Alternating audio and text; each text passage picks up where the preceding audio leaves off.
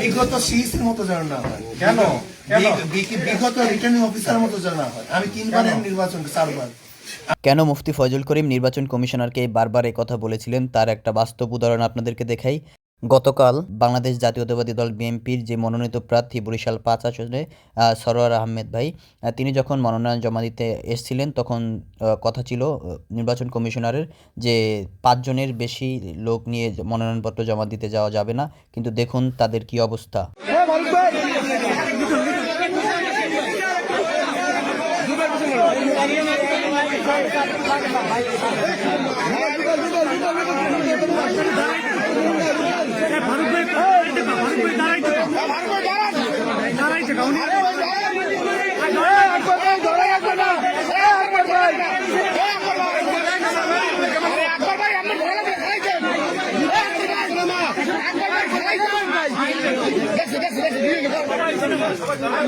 আরে সবাই ধরে রাখবে না।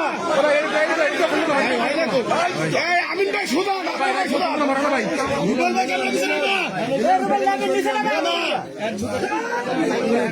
রুবেল ভাই সবার ছবি নষ্ট করতেছে।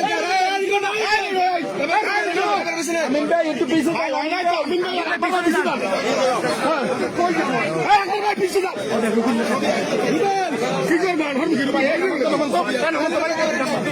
ভাই ছবি তো হয় না ভাই।